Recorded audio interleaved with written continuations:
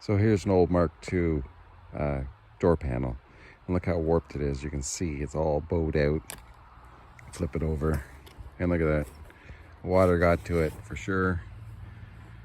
Not only by the staining, but it just rotted it right out at the bottom. Looks horrible. So we'll go over and go back in the shop. It's nice and warm. Do something about this. And I'll show you how. Okay, so here we have an original door panel from a 69 Cooper S. It's original as possible. I did have to remove some. I removed this bit of the bottom of the door panel. Looks pretty horrible, moldy, disgusting. And what causes that, here's the bottom of the door, and it got a snip as well. So I had to replace that on the bottom of the door. Let's see all that. Lets in the moisture and causes this. Okay, I'm going to show you how I fix that. So originally I was going to take the whole backing board off, see if I could take the material off the door panel. And then eventually I decided I'm going to cut it here below these seams here, because it seemed to get the material seemed to get a little tricky once you started to get it up above there.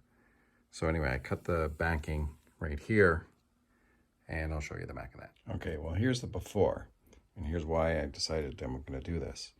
All this warped and mold and everything all over it, and look how warped and distorted it is there.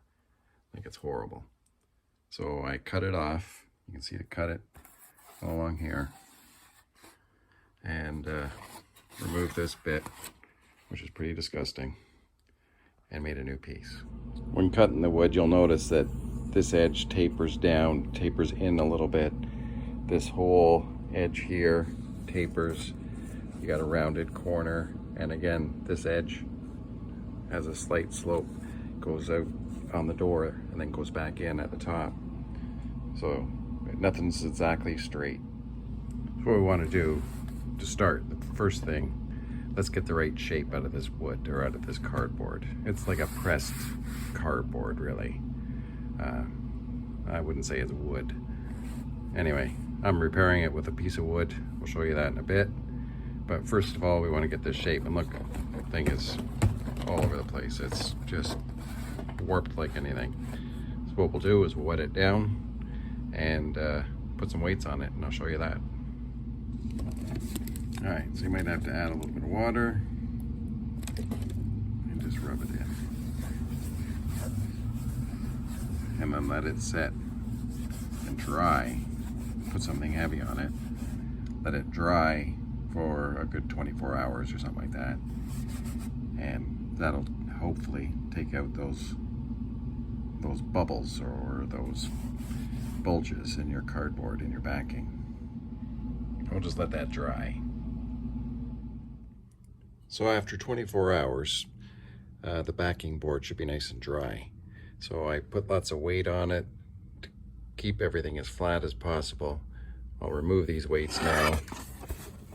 And then just a heavy box of bolts, a piece of steel, a small anvil, a piece of plate, and another piece of wood here. And here we go. We got, it's not bad. You might have to do it a few times. And what I did, which helped, is I rubbed a little bit of water on here first to help get rid of all that warpedness that it had. And it, oh yeah, it's a lot better for sure. Okay, so I'm just doing a trial fit here. You can see that this wood here is a little bit thicker than this wood here. It's actually a popsicle stick or a tongue depressor stick difference. So what I've done, I've got it clamped here with one of these clamps, just holding it in place, and I want the other side, so the good side, the side that faces you, to be perfectly smooth. This side doesn't matter if there's a lip, it's the back, you'll never feel it. So I'm just making sure that I have enough material all along here that I can wrap it around and glue it nicely. And again, I got another clamp here, and there's a little bit of difference. I don't have the popsicle stick in there yet, but we'll get to that. So I gave the vinyl a good clean. Make sure I get all the mold and dirt and everything else off. Get ready for the new glue on the edge here. Don't forget to do all the way around, deep into the corners. Look at all that. All that old paper and everything, glue, it's all got to come off. You want it right back to black plastic so it'll glue to the cardboard or to the backing. And there we go. Got it all nice and clean, ready for the glue. So now I got it clamped in place. Paid special attention to make sure this edge is lined up here. You can just see it down in there, right down in this corner. There's a little bit of a gap there. I'm going to put some weights on the center to flatten everything out. And here's the other end, all nicely done. Bit of a gap there, but I'll show you what I'm going to do there to fill that. And we'll keep on going. Okay, I put some serious weight on the edges here. I want to keep them as flat as possible. And I've got them on actually the old boot board underneath here. That's what this is sitting on, but nice flat board anyway, work surface. And I got as much weight as I can, holding that seam down and even. I put a little bit of fiberglass at each end. And now we'll let that dry. And then fill it in all the way along that gap. Make sure you got lots of weight on there, keeping everything nice and flat. Okay, it's all dry, so we'll flip it over and we'll lift up this material and just see what it looks like here. Yeah, it's not bad. There's a bit of a gap here. A little bit of a high spot on this side here. Yeah. A little bit of a high spot on the white side here. But I have a plan for that. Okay, so what I've done is I've sanded the high spots off along here. I've only done to here with a die grinder with one of these discs and just sort of smooth it out so it's a nice transition from one side to the next. All right. Yeah, that looks a lot better. Okay. And next I'm going to fill this crack in, and I'll go over that with you in a second.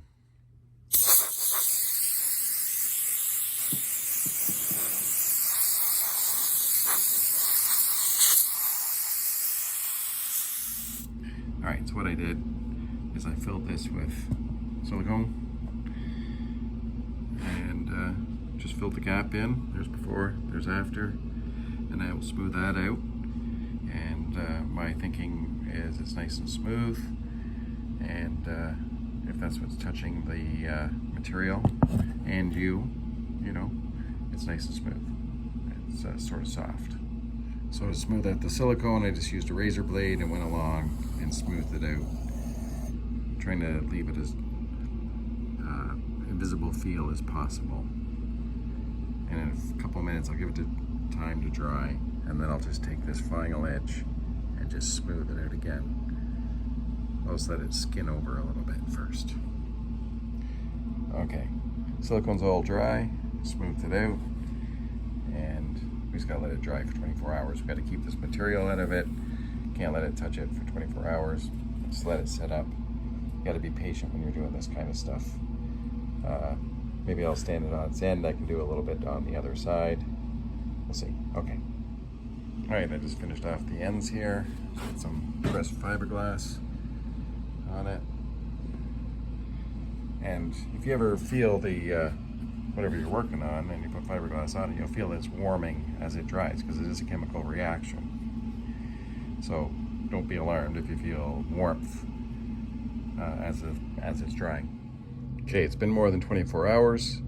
The silicone's all nice and dry now, and it's nice and smooth all the way along. And when you flap this material back, and actually, you can barely tell that something's there. If you know it's there, you're gonna see it. But when it's in the door and you're cruising down the road, you're not gonna see anything. Okay, so now next, we'll fold this over and glue it on the other side.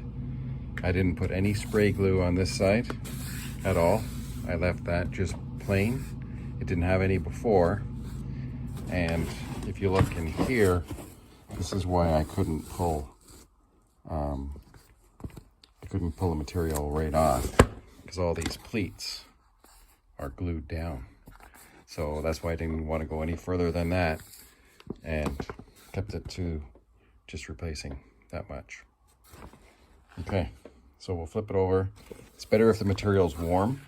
If it's been outside like we were earlier, you won't want to work with it. It's going to crack or tear or something like that. You don't want that.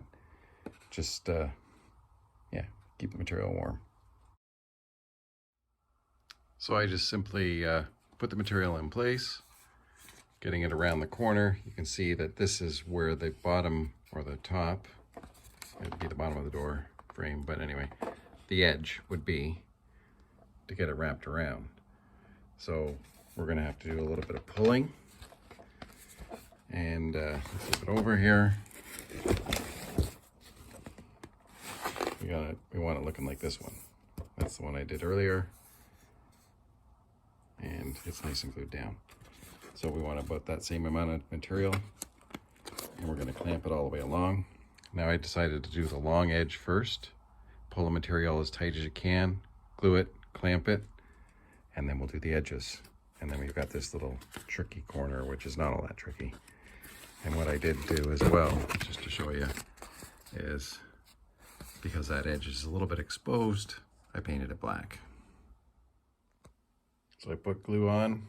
I'm all ready to go. I got some pieces of wood here to spread out the pressure, and lots of clamps all ready to go.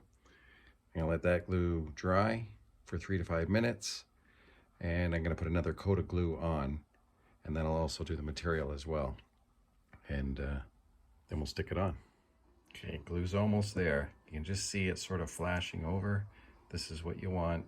You want it to just almost look like it's dry, but that's when it's the tackiest. All right, so I got it all glued now. I used 4 small pieces of wood underneath the clamps, and I like 4 pieces so you can see in between. Just make sure where the material is all the time. Make sure you're where you want to be. And the way I got the material to that is I'll show you on this piece because it's a nice big piece, but you sort of got to keep going like that, pushing downwards, sort of massaging it and tightening it and checking the other side. So I did it while it was on its end like this, and just make sure that the other side doesn't have any wrinkles. You're only gluing it on the back side. So, and it actually came out not bad. Not perfect yet, but we're also not done. So you got to keep checking everything. So this drain tube cutout, that's what this cutout's for, is the drain tube. That's where this big flap of material is, and we're going to glue that down to this piece of wood next. And then shortly after, well, it's still drying, we're going to do this edge and tie it up, or glue it up. I want to make sure that all the edges are covered with glue, so I put lots on. If it's too much, I mean lots in distance. If it's too much, that's fine. It'll just stick out for a bit and then it'll dry up and be gone. But you want all the edges of this material to be nice and glued down. If you don't have an edge that's lifted, it can't pull up as easy. Here we are at the 3-minute mark. I don't know if you can really see it, but that glue is just nicely flashed over, and we're going to start putting the material on. Okay, this is how I do it, and I just sort of work it on, and I'm pushing down, I'm pushing this way across, and just work it all the way and keep going back because it'll keep lifting, and then work the air out of it, and you're tightening it all at the same time. And clamp it up. Look at the other side, make sure it's all nice and smooth, and then get some clamps on it. Any of these little tears like this, they're easy to fix. You just got to really realign this piece. So you might have to sort of pull it apart and work it together. There, I've almost done it with one hand. That's how easy it is, one thumb, right? And there's another one up here. So it looks like someone's tried to fix it before with a bit of glue. And then just realign it. I can't do that one with one hand. But realign it, put a little bit of fiberglass on it, it'll be fine. Okay, here we go. So everything's all dry. And maybe a couple little spots that just have to be touched up. I had to go over a couple. Not a big deal. I did those 2 patches here and here. And there's the other door panel I did. And I look at it this way. They are 80% original. Except for this, the last 6 inches, the bottom 6 inches is what I replaced. But everything else is original to the car, 69 Cooper S with original interior. How rare is that? So I gave everything a good cleaning. Get in the grooves. Use a dollar store toothbrush. Make sure everything is spotless. Clean that 30 or 40 years of grime off it. Get it all nicely cleaned up. So here we are, all cleaned up. After cleaning it, I put this stuff on. It's protection for the rubber, vinyl, and plastic. This is one of those things. I don't know which. That's without the protector on it. That's with. This is totally up to you whether you do it or not. There's controversy on it. I don't know. I prefer it. It says protect. All right, here we go. All cleaned up and ready to go in the car. Protectants on it. Looking good. For original 69 Cooper S door panels, I'm happy. For sure. Now, when I say I'm finished, that means the video is finished. There is a couple more things I'm going to do. One of them, I'm going to sand that fiberglass on the back. And the other thing, I'm going to set them outside in the sun and see if we can tighten up a few of these wrinkles. I was going to use a heat gun, but I decided not to because it's easy to get things way too hot too fast with a heat gun. So both those things, I have to wait until the snow's gone and we get a nice warm day. I'll send them out there before they go back on the car. All right, thanks for tuning in. Like and share, comment, follow. Thank you. Bye. Talk to you again.